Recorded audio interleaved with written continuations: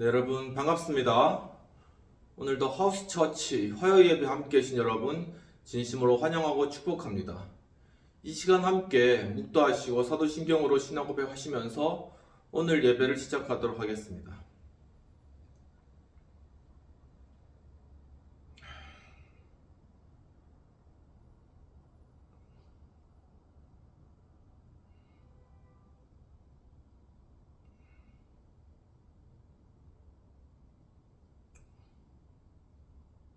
전능하사 천지를 만드신 하나님 아버지를 내가 믿사오며 그 아들 우리 주 예수 그리스도를 믿사오니 이는 성령으로 잉태하사 동정녀 마리아에게 낳으시고 본디오 빌라도에게 고난을 받으사 십자가에 못 박혀 죽으시고 장사한 지 사흘 만에 죽은 자 가운데서 다시 살아나시며 하늘에 오르사 전능하신 하나님 우편에 앉아 계시다가 저희로서 산 자와 죽은 자를 심판하러 오시리라. 성령을 믿사오며 거룩한 공예와 성도가 서로 교통하는 것과 죄를 사하여 주시는 것과 몸이 다시 사는 것과 영원히 사는 것을 믿사옵나이다. 아멘. 이 시간 191장 함께 찬양하도록 하겠습니다. 내가 매일 기쁘게 순례의 길 행함은 주의 팔이 나를 안보함이요 내가 주의 큰 복을 받는 참된 비결은 주의 영이 함께함이라.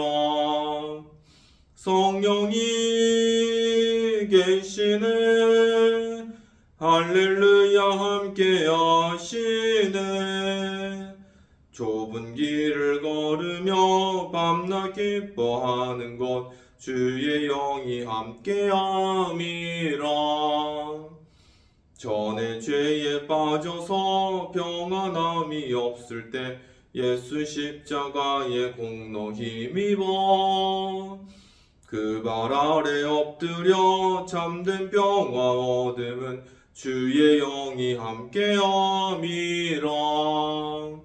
성령이 계시네 할렐루야 함께하시네. 좁은 길을 걸으며 밤낮 기뻐하는 것 주의 영이 함께함이라.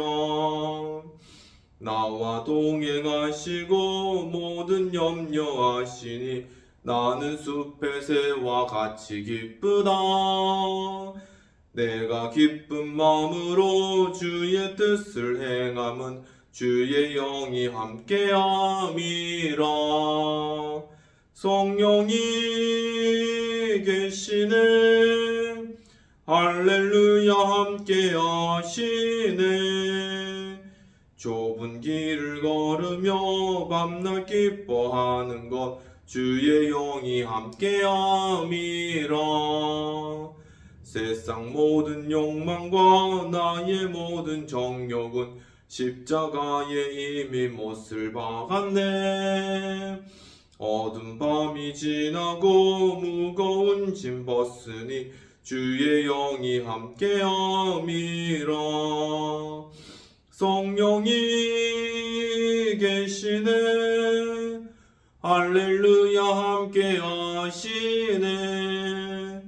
좁은 길을 걸으며 밤낮 기뻐하는 것 주의 영이 함께함이라.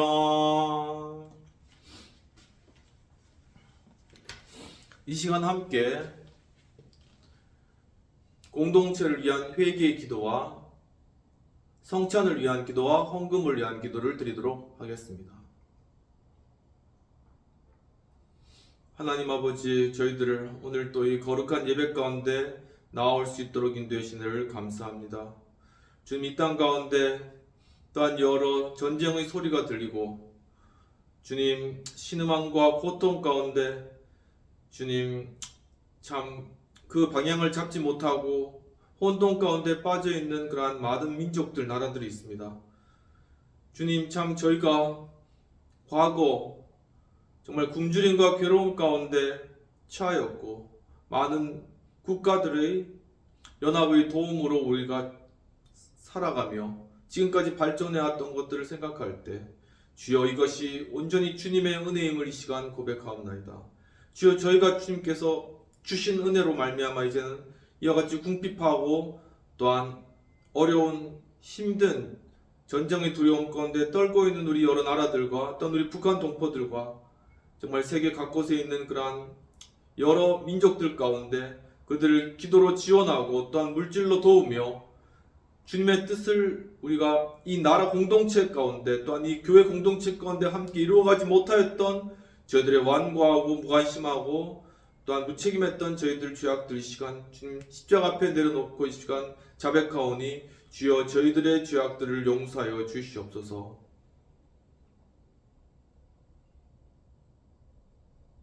이 시간 예수 그리스도께서 우리의 죄악을 용서하십니다.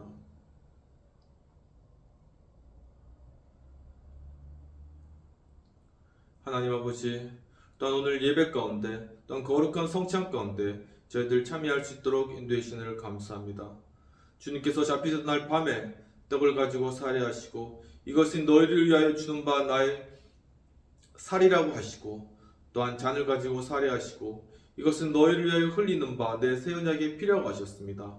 주님의 이 떡과 잔에 저희들이 참여함으로 말미암아 예수 그리스도의 고난과 십자가의 죽으심과 또한 부활에 저희들이 함께 할 수 있는 저희 될 수 있도록 도와주옵소서. 주님 이 시간을 기억하여서 또한 헌금으로 바친 손길 위에 주님께서 30배, 60배, 100배의 큰 결실을 주시고 또한 이 헌금이 쓰이는 곳곳에 또한 하나님의 놀라우신 역사와 전도의 역사, 성교의 역사가 아름답게 이루어질 수 있도록 주여 도우시고 아버지 함께 없어서 감사하고 아버지께 영광 올려드리며 모든 말씀 우리 주 예수님 이름으로 기도합나이다. 아멘.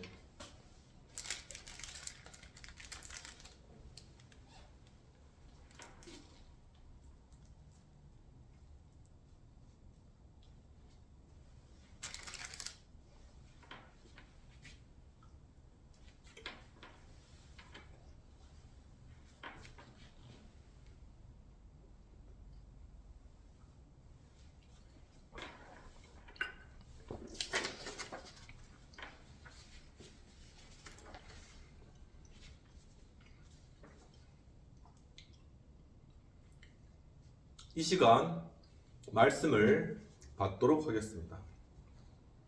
오늘 말씀은 예레미야 애가 2장 1에서 3절까지의 말씀이 되겠습니다. 슬프다. 주께서 어찌 그리 진노하사 딸 시온을 구름으로 덮으셨는가. 이스라엘의 아름다움을 하늘에서 땅에 던지셨으며 그의 진노의 날에 그의 발판을 기억하지 아니하셨도다. 주께서 야곱의 모든 거처들을 삼키시고 긍휼히 여기지 아니하셨으며 노아사 딸 유다의 견고한 성체들을 허물어 땅에 엎으시고 나라와 그 지도자들을 욕되게 하셨도다. 맹렬한 진노로 이스라엘의 모든 뿔을 자르셨으며 원수 앞에서 그의 오른손을 뒤로 거두어 들이시고 맹렬한 불이 사방으로 불사름같이 야곱을 불사르셨도다. 오직 예수님, 예수 그리스도의 은혜와 평강이 있을지어다. 성삼일체 하나님께 감사와 경배와 영광을 올려드립니다. 오늘도 예수님을 전합니다. 오늘 말씀은 예레미야 애가 2장 1에서 3절까지의 말씀이 되겠습니다. 오늘 말씀의 제목은 이스라엘의 멸망에 대한 예레미야의 탄식이 되겠습니다. 즉 이스라엘 멸망에 대한 세 가지의 모습이 되겠습니다.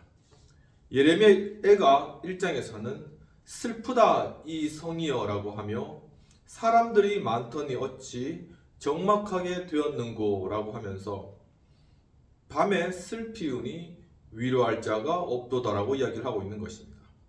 또한 유다가 환난 중에 사로잡혀 갔다고 하고 모든 성문은 적막해졌으며 딸 시온의 영광이 떠나갔다라는 것입니다. 또한 대적의 손에 넘어갔으며 모든 사람이 이스라엘이 벗었음을 보고 비웃으며 또한 그 대적들이 보물을 빼앗았다라고 하는 것이죠. 또한 내 죄악의 멍에를 내 목에 올려짐으로 말미암아 또한 주께서 처녀 유다로 술틀을 밝게 하신다라고 하며 제사장과 장로들은 성 가운데서 기절하고 대적들은 내 재난을 기뻐한다라고 이야기하고 있는 것입니다. 예레미야가 2장으로 넘어가서는 슬프다.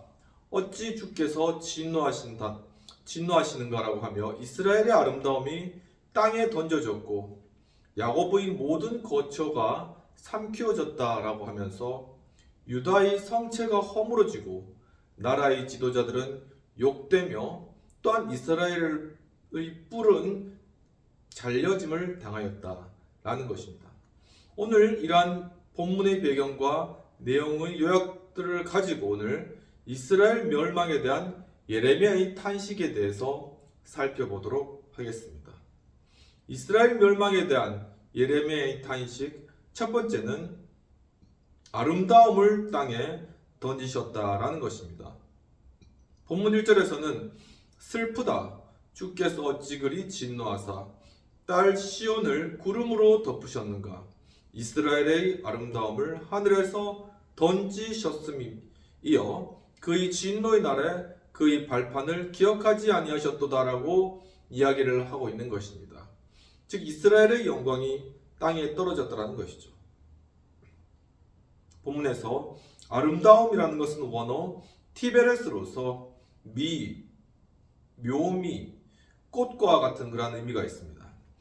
즉 이스라엘의 그 아름다움, 이스라엘의 꽃과 같은 그러한 영광, 이스라엘의 그 아름다운 묘미들이 다 땅에 떨어져 버렸다라는 것입니다.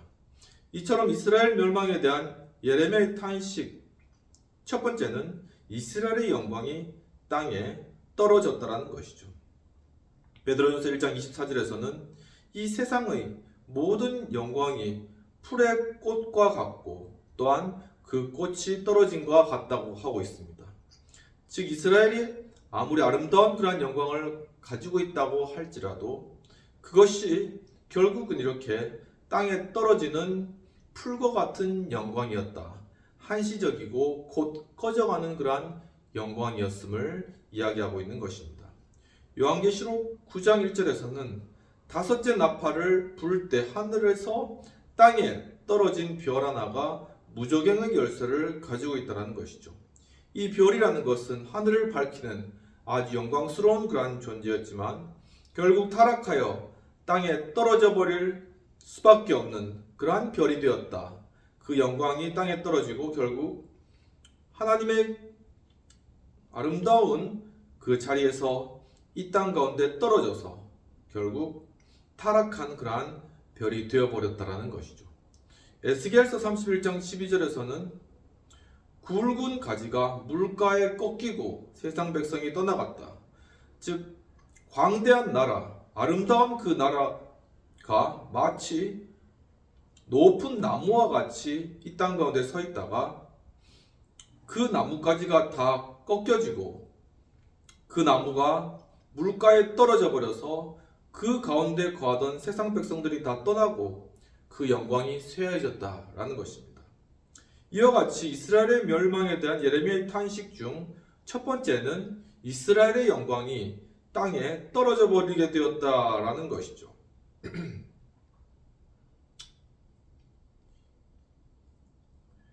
마야 제국은 왜 멸망했을까라는 그러한 내용과 관련돼서 김정욱이라는 분이 브런치에 2016년 2월 5일 날 올린 글이 있는데 이 글은 레베카 코스타가 쓴 지금 경계선에서라는 그러한 책을 모티브로 하여서 작성된 글입니다. 실제로 마야 제국의 인구는 1500만 정도 되는 아주 거대한 그러한 국가였다는 것이죠. 하지만 이 마야 제국은 서기 750에서 850년 사이에 흔적도 없이 다 사라져 버렸다는 것입니다. 과연 이러한 문명의 붕괴의 원인은 무엇일까? 바로 여기에 대한 어떠한 문제의 해결책을 찾을 수 있을까라는 그러한 질문을 던지면서 인간은 사고할 수 없는 그러한 상태, 즉 인식의 한계점에 다다르게 되면은 바로 이러한 한계에 다다른 인식을 다음 세대에 이전하게 된다는 것입니다. 더 이상 문명이 지속할 수 없는 그러한 한계점에 다다랐을 때는 바로 그 문제점을 그대로 아는 채 다음 세대로 이 문제가 그대로 이전된다는 것이죠. 바로 이러한 세대 이전을 겪고 난 이후에는 그 문제들이 결국은 합쳐져서 이 문명은 낭떠러지로 떨어져 버리게 된다라는 것입니다. 바로 이러한 문명이 낭떠러지로 떨어지는 이러한 문명 붕괴의 징후로서는 첫 번째로는 바로 정체되어 있다라는 것이죠. 즉 똑같은 것을 계속 반복적으로 시행하긴 하지만 그것은 정체된 사회이고 더 이상 발전이 없는 그러한 사회적 징후의 모습을 보인다라는 것입니다. 두 번째는 믿음이 사실을 대신한다라는 것이죠. 그러면서 과연 지속 가능한 문명이 가능하기만 할까라고 이야기를 하는 것입니다. 마야 문명은 비에 의존하였고 하늘에서 내리는 비를 담아서 생활했던 그러한 민족입니다. 그런데 강수량의 감소가 지속적으로 일어나자 이것을 신께 드리는 제물과 의식으로 문제를 해결하고자 했다는 것이죠. 이것은 무엇이냐면 인간의 이성과 믿음 사이의 균형을 상실해버렸다는 사실입니다. 스티븐 호킹은 1000년대에 인간은 지구를 떠나야지 살아남을 수 있다고 이야기를 했다고 합니다. 하지만 제레미 다이아몬드는 문명 그 길을 묻다라는 책에서 결코 그렇지 않고 단지 50년뿐 우리에게 남지 않았다라는 것이라고 이야기를 하고 있는 것이죠. 또한 스티븐 호킹이 이야기했듯이 다른 별을 찾기라는 것은 사실 해결책이 되지 않는다라는 것입니다. 이와 같이 문명이 붕괴할 때 믿음이 사실을 대체해서 미신적 믿음과 그거에 대한 맹신을 통해서 결국 사실을 직시하지 못하고 그 문명이 파괴되고 몰락해버리는 바로 이러한 현상과 관련되어서 바로 지금 이 시대 가운데 과연 우리가 어느 지점에 서 있는가 하는 것을 살펴보아야 된다는 것이죠. 이제는 우리의 믿음이 이 세상 가운데 입증되어지고 이제는 나타나야 될 그러한 시대가 되었다는 것입니다. 그런데 놀랍게도 현대의 과학 문명이 발달하면서 양자역학과 연력학과 우주물리학과 같은 그러한 일반론적인 이 과학의 세계가 도리어 성경의 믿음을 입증하는 일들이 나타나고 있다는 것이죠. 이것은 무엇이냐면은 조나단 에드워즈가 이야기했듯이 만물은 예수 그리스도의 구속을 예표한다고 한 것과 같이 이제는 이 말씀과 특별은총인 말씀과 일반은총인 이 세계가 하나로 통합되어서 합쳐지는 그러한 시대가 되었다는 것입니다.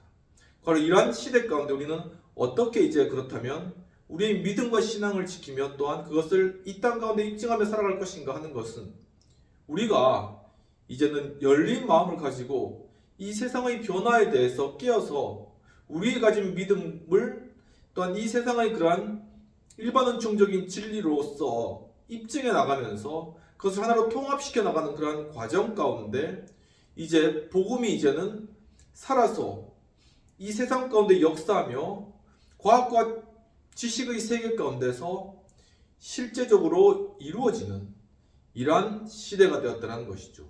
세상이 점점 더 종말의 시대로 치달을수록 반대로 하나님의 그러한 말씀과 주님의 믿음과 능력이 이 세상 가운데 더욱더 빛을 발하고 나타나게 된다는 것입니다.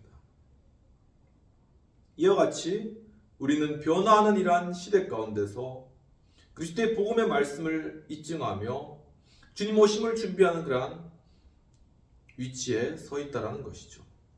이스라엘 멸망에 대한 예레미야의 탄식, 바로 그 첫 번째는 이스라엘의 영광이 땅에 떨어졌다. 이스라엘의 그 아름답고 화려한 그 영광이 땅에 떨어져 멸망하는, 바로 그러한 것에 대해서 예레미야는 탄식하였다라는 것이죠. 이처럼 우리 그러한 믿음과 이 땅 가운데 살아가는 우리 신앙 역시도 이제는 정말 하나님의 영광을 도리어 가리고 정말 이 땅에 그 영광을 상실한 채 이제는 아무런 능력 없이 살아갈, 그럴 수밖에 없는 그러한 너무나도 광야와 같은, 그리고 또 너무나도 말라버리고 소망이 없고 또한 절망적인 그러한 시대가 되었다는 것이죠. 하지만은 도리어 이럴 때일수록 우리는 우리의 믿음을 또한 이 세상의 변화와 흐름 가운데 나타나는 그러한 일반은총으로 그것을 입증해 나가고, 그러므로 우리의 삶과 믿음이 하나로 통합되어 이러한 멸망스러운 우리의 상황들을 도리어 역전해 나가며 마지막 때 주님 오심을 준비하는 그러한 주님의 일꾼으로서 끝까지 주의 사명을 감당해 나가고 또 놀랍게 우리가 일들을 수행해 나갈 수 있다라는 것입니다. 그렇다면 이스라엘 멸망에 대한 예레미야의 탄식 두 번째는 견고한 성체가 허물어졌다라는 것이죠. 본문 2절에서는 주께서 야곱의 거처들을 삼키시고 긍휼히 여기지 아니하셨으며 노아사 딸 유다의 견고한 성체들을 허물어 땅에 엎으시고 나라와 그 지도자들을 욕되게 하셨도다라고 말씀하고 있는 것입니다. 즉 이것은 견고한 성체가 허물어졌다, 즉 이스라엘의 안보가 다 무너져 버렸다라는 것을 뜻한다는 것이죠. 본문 2절에서 성체라는 것은 원어 미브서레로서 어떤 요새 그리고 어떤 아성, 어떤 중심지와 같은 역할을 한다는 것입니다. 그러니까 이스라엘이 정말 견고한 성체를 가지고 주변의 대적들을 물리치며 견고하게 보존되었었지만 이제는 그 성체조차 무너져서 대적들의 밥이 되는 상태가 되어버렸다는 것에 대해서 예레미야는 탄식하고 있다는 것입니다. 이처럼 이스라엘의 멸망에 대한 예레미야의 탄식 두 번째는 이스라엘의 안보가 무너져 버렸다는 것이죠.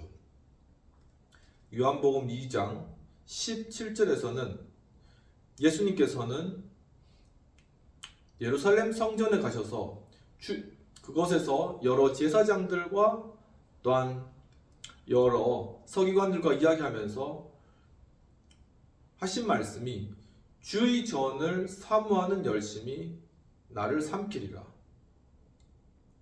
라는 그러한 말씀을 하셨습니다. 즉 이것은 예수님께서 당시에 있었던 그 예루살렘 성 가운데 있었던 그러한 장사치들과 또한 그 가운데 요란하게 상업이 이루어지고 있는 그러한 모습에 대해서 그것을 적나라하게 비판하면서 또한 그 돈 바꾸는 상을 둘러엎으시면서 내가 이 성전을 사모하며 바로 하나님께 기도하는 전으로서 온전하게 회복시키고자 하는 그러한 이 주의 전을 사모하는 열심이 나를 삼키고 있다라고 구약의 말씀을 인용하여서 우리에게 말씀해주고 있다는 것입니다. 열왕기하 25장 10절에서는 갈대아 군대가 온 예루살렘 성벽을 둘러싸고 그 성벽을 허무는 장면이 나타납니다. 이처럼 이스라엘은 주변에 성을 쌓아서 자신을 보호하려고 하고, 하지만 이스라엘의 타락으로 말미암아 주변의 민족들은 이 성을 다 무너뜨리고 이스라엘을 점령하려고 하는 이 일들이 바로 반복적으로 일어나고 있는데, 결국은 이 예루살렘을 두고 예수님께서 예언하셨듯이 돌 위에 돌 하나도 남지 않겠다. 즉 마가복음 13장 2절에서 예수님께서 이 큰 건물들을 바라보면서 돌 하나도 돌 위에 남지 않겠고 다 무너지겠다고 한 것처럼 결국은 이 눈에 보이는 성벽과 또한 높은 성들이 결국은 로마에서 싹 다 무너지게 되는 이러한 일들이 이스라엘에게 나타나게 되었다라는 것입니다. 그렇다면 과연 주의 전을 사모하는 이 열심으로 주님께서 하신 일은 과연 무엇이냐는 것입니다. 그것은 곧 예수 그리스도께서 스스로 자신의 몸으로 십자가에서 달려 돌아가심으로 말미암아 이제는 그리스도께서 성전이 되셨다. 바로 사흘 만에 죽은 자 가운데서 부활하심으로 말미암아 이제는 예수 그리스도의 그 몸이 이제는 성전이 되었다라는 것이죠. 우리 보이는 그러한 성벽과 성체는 다 무너질지라도 보이지 않는 하나님의 나라는 날로 날로 세워져 가고 더욱더 온전하게 완성되어 간다라는 것입니다.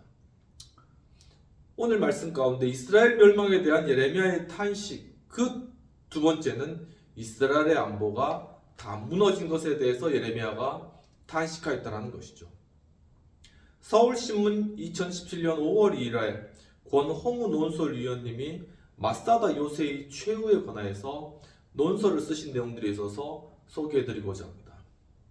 예루살렘 동남쪽으로 100km 지점에 보면 마사다라는 곳이 있는데 사해 부근의 사막 한가운데 우뚝 솟아 있습니다. 그런데 그 정상은 평평한 바위산이기 때문에 바로 이 마사다는 이스라엘 민족의 하나의 피난처요 또한 하나의 요새였던 것이죠. 이 마사다의 정신은 이스라엘에게 있어서 탈무드와 선민의식과 함께 이스라엘을 지탱해주는 정신적 지주가 되었다는 것입니다. 이 마사다라는 것은 히브리어로 요새라는 뜻인데 이 마사다 요새는 높이가 434m 그리고 평균 너비가 120m 길이가 620m 둘레가 1300m 정도 되는 그런 아주 높은 지대에 위치한 요새라는 것이죠. 헤롯 왕은 매우 조급한 성격이었기 때문에 바로 자신과 자신의 왕국을 보호하기 위해서 서기 34년에 이 마사다에 대해서 대규모 공사를 실시하였습니다. 그리고 그곳에 식량 창고와 물 저장 시설을 만든 것이죠. 그리고 그리스계 로마인과 유대인 간의 세금 납부 문제가 촉발되어서 결국 제1차 유대전쟁이 발발했을 때 예루살렘은 로마에서 완전히 예언대로 함락하게 되어버렸는데 그 중에 열혈 당원들이 마사다로 도망을 하게 됩니다. 그리고 로마는 이 마사다를 점령하기 위해 로마 정예 부대를 투입했는데 이 정예 부대임에도 불구하고 유대인은 그 마사다에서 2년 이상을 버텼다는 것이죠. 결국 로마는 투석기를 통하여서 25kg이나 되는 커다란 돌들을 그 마사다에 쏟아 부음으로 말미암아 마사다의 문을 부수고 들어갔는데 막상 들어간 그 마사다에는 960명이라는 사람이 자결한 채로 그냥 죽어 있었고 결국 7명만 생존하게 되었다는 것이죠. 바로 이러한 기억이 요세푸스의 그러한 기록에 나타나 있는데 결국 이 마사다는 로마의 침략에 끝까지 대항한 하나의 시오니즘의 상징이 되었다는 것입니다. 이처럼 아무리 큰 요새라고 할지라도 아무리 높은 그러한 성이라고 할지라도 결국은 다 무너지고 다 부서지고 다 침략당할 수밖에 없지만은 오직 예수 그리스도께서 세우신 그 영원하신 나라만이 이제는 우리를 지킬 수 있는 그러한 참된 요새요, 참된 안식처요, 참된 그러한 거룩한 성이라는 사실을 알 수 있다는 것이죠. 이스라엘의 멸망에 대한 예레미야의 탄식 그 두 번째는 이스라엘의 안보가 무너졌다는 것입니다. 이스라엘 멸망에 대한 예레미야의 탄식 첫 번째는 아름다운 땅에 던져졌다, 즉 이스라엘의 영광이 땅에 떨어졌다는 것이고 두 번째는 견고한 성체가 허물어졌다, 즉 이스라엘의 안보가 무너졌다라는 것입니다. 그렇다면 이스라엘 멸망에 대한 예레미야의 탄식 세 번째는 바로 지도자들을 욕되게 하셨다라는 것이죠. 본문 2절을 다시 한번 읽어보면 주께서 야고보의 모든 거처들을 삼키시고 긍휼히 여기지 아니하셨으며 노아사 딸 유다의 견고한 성체들을 허물어 땅에 엎으시고 또한 나라와 그 지도자들을 욕되게 하셨도다라고 말씀하고 있습니다. 이것은 즉 이스라엘의 지도자들이 바로 외국의 이민족들에 의해서 수치를 입었다. 이스라엘의 지도자가 수치를 입었다라는 그런 의미가 되는 것입니다. 본문에서 욕되게 하다라는 그런 원어 힐렐로서 모독하다, 오용하다, 신성을 더럽히다와 같은 것이 되는 것이죠. 유다의 지도자들, 제사장들, 그들이 아무리 거룩하게 보인다 할지라도 그들 역시 이민족에 의해서 더럽힘을 당하고 모독당하고 결국 그 땅에 이스라엘을 지탱하던 그 리더들은 다 수치를 당하고 다 떨어지게 되었다라는 것입니다. 이처럼 이스라엘 멸망에 대한 예레미야의 탄식 중 세 번째는 이스라엘의 지도자가 수치를 입게 되었다라는 것이죠. 열왕기하 25장 7절에서는 바벨론은 이스라엘을 점령한 후에 그 왕이었던 시드기야의 두 눈을 빼고 노사슬로 결박하여 바벨론으로 데려가게 되는 것입니다. 이처럼 시드기야는 왕으로서 가장 수치스러운 일들을 당하였다는 것이죠.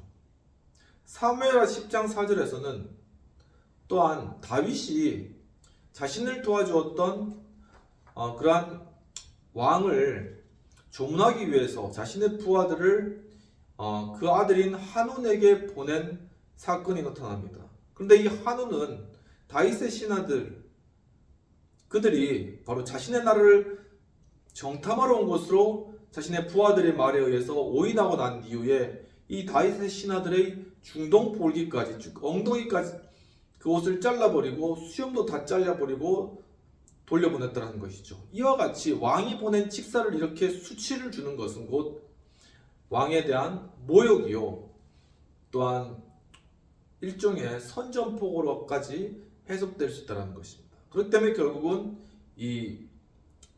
유다왕 다윗이 한운을 점령해버리고 전쟁하게 된 바로 이러한 하나의 일이 발생한 것이죠. 사도행전 12장 23절에서는 이 유다의 왕 헤롯이 사람들 사이를 거닐다가 사람들이 자신을 칭찬하자 그것에 대해서 하나님께 영광을 돌리지 않은 일로 인하여서 벌레에게 먹혀 죽였다라는 그러한 기록이 나타나는 것입니다. 이처럼 인간이 아무리 높고 또한 권위가 대단하고 권세가 높은 것 같다 할지라도 결국은 하나님 앞에서는 똑같은 냄새나는 인간이고 또한 멸망받아 마땅할 그러한 한 존재라는 것이죠. 그런데 바로 그러한 존재인 헤롯이 하나님께 영광을 올리지 않고 마치 자기가 신인 양 행동했을 때 결국은 벌레에게 먹혀 죽는 아주 수치스러운 죽음을 당하게 되었다는 것입니다. 이처럼 이스라엘 멸망에 대한 예레미야의 탄식 중 세 번째는 이스라엘의 지도자들이 수치를 입었다라는 그러한 사실인 것이죠. 2025년 12월 10일 날 우원열 목사님이 월요 신문의 칼럼으로 고종 황제의 주권 수호 의지라는 그러한 글을 내셨습니다. 고종은 망국의 길로 치닫는 조선의 26대 왕이었습니다.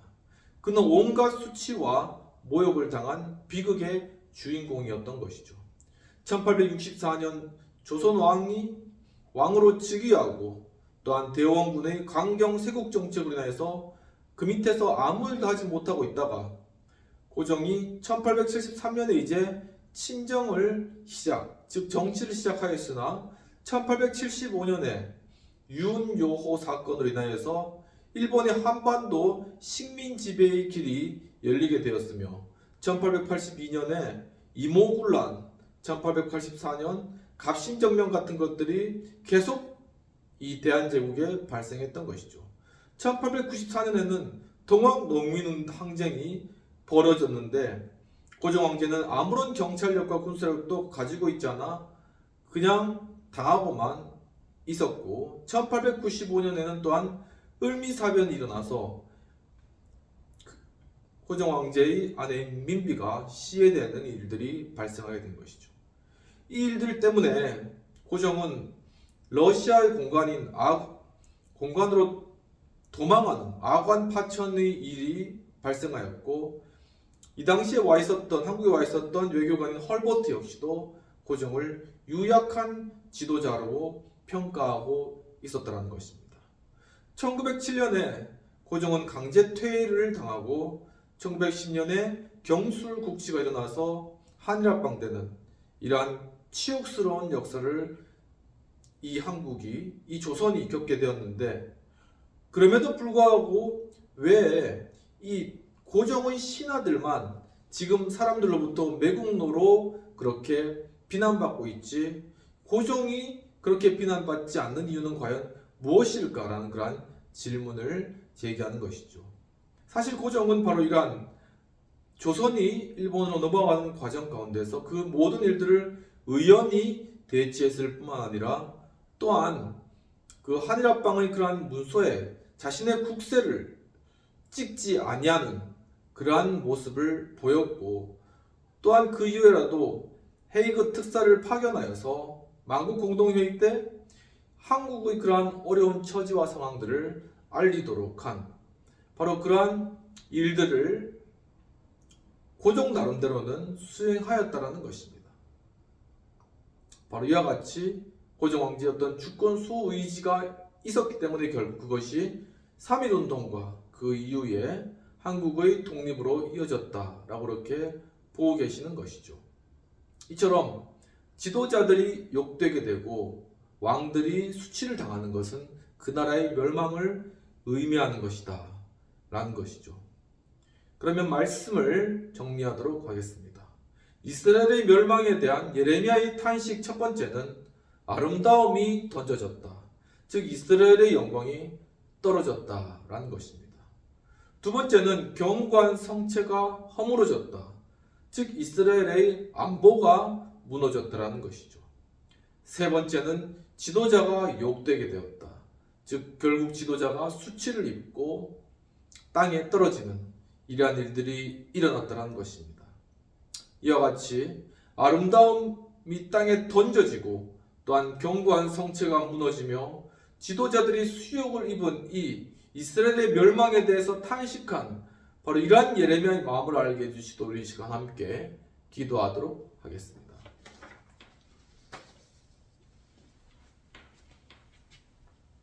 하나님 아버지, 오늘 예레미야의 이러한 세 가지 탄식을 오늘 또 말씀을 통해 볼 수 있도록 이끌어 주시기를 감사합니다. 주여, 정말 그 아름다웠던 이스라엘의 모습이 그 아름다움이 땅에 떨어지게 되었고, 주님, 참으로 정말 이 땅에 떨어진 이러한 이스라엘의 그러한 모든 영광이 정말 이제는 이 땅 가운데 없는 것과 같이 된 이러한 상황들, 주님 또한 이스라엘의 견고한 그 성체들이 다 무너지고 견고한 성들이 무너져 정말 이방 민족들의 발에 짓밟히게 된 이러한 이스라엘의 상황들, 주님 또한 이스라엘의 지도자들이 결국 수치를 받고 모멸감을 받고 그 눈이 빼지고 그 수치를 받아서 결국 끌려간 이러한 상황들에 대해서 예레미야가 탄식하였던 이러한 탄식의 말씀을 보게 인도해 주시기를 감사합니다. 주여, 정말 이와 같이 정말 우리가 걸어온 것이 바로 이러한 길이 아니었던지요.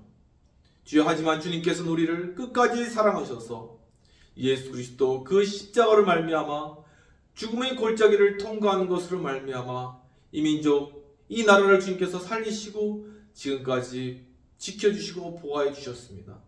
주여, 하지만 또한 이 나라가 또한 이와 같이 정말 그 아름다움과 그 영광을 잃어버리고 또한 정말 그 견고했던 그러한 성들이 무너지며 지도자가 수치와 모욕을 받는 이러한 상황들까지, 주님, 참으로 이러한 정말 이 나라의 그러한 앞으로의 미래가 흔들리는 정말 이러한 상황들, 주여, 이스라엘과 같은 이러한 상황들 가운데 정말 처해 있는 이러한 상황들을 저희가 안타까운 마음으로, 정말 예레미야와 같이 안타까운 마음으로 바라볼 수 있는 그러한 마음 주시옵소서.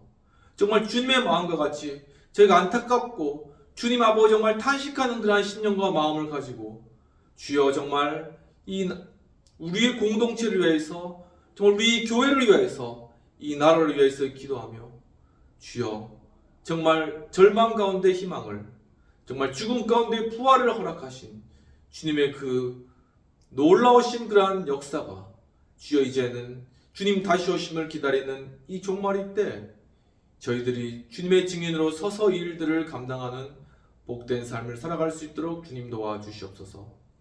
주여 또한 참으로 주님 이 영상을 보시는 분들 가운데는 암으로 고통받으시는 분들, 또한 질병으로 고통받으시는 분들, 육신적, 정신적 고통으로 또한 허우적거리고 또한 괴로워하시는 분들, 주님 그러한 분들이 있습니다. 주님 찾아가 주셔서 주님의 그 탄식하시는 성령의 영으로 말미암아 정말 그 질병과 암의 고통을 주님께서 정말 도말하시고 주여 이제는 모든 이 암과 육신적 질병으로부터 노임을 받게 하시옵시며 주님 또한 정신적인 고통으로부터 해방되게 하시옵시고 또한 참으로 여러 진학과 진로의 문제와 가족 간의 문제와 또한 결혼의 문제, 또한 여러 경제적인 상황들, 또한 여러 직장생활, 그리고 인간관계, 주님 이러한 모든 상황들과 여건 가운데 주여 주님께서 이제 친히 간섭하셔서 정말 어렵고 정말 낭망하고 정말 쓰러지는 이러한 상황들 가운데 주여 정말 주님께서 그 손을 붙들어 주시옵시고 함께 해 주시옵시고 이제 주님께서 정말 견고한 성체가 되어 주시옵시고 주님께서 참 힘과 능력이 되어 주시옵시고 그래서 이제 이 땅과 이 세상의 힘과 능력이 아닌 정말 부활하신 예수 그리스도의 그 놀라우신 능력과 힘과 주님의 공급하심으로 능히 승리해가는 우리 성도님들 될 수 있도록 주여 도와주시옵소서.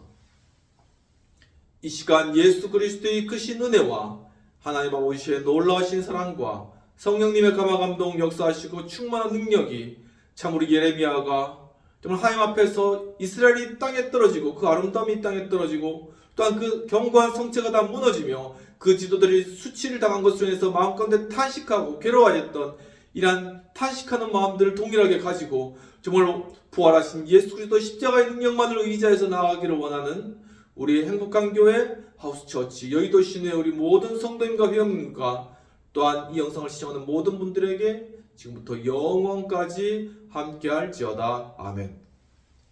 오늘도 예배 가운데 함께해 주신 여러분 감사합니다. 지금 겨울의 한가운데를 지나가고 있는데요. 항상 감기와 또한 오한, 그런 독감 이러한 것들 조심하시고 한 주간도 주님과 또한 겸손하게 동행하는 가운데 올해 한 해를 잘 계획하시고 또 정말 힘있게 달려가는 이 한 주 되시기를 축원합니다. 감사합니다.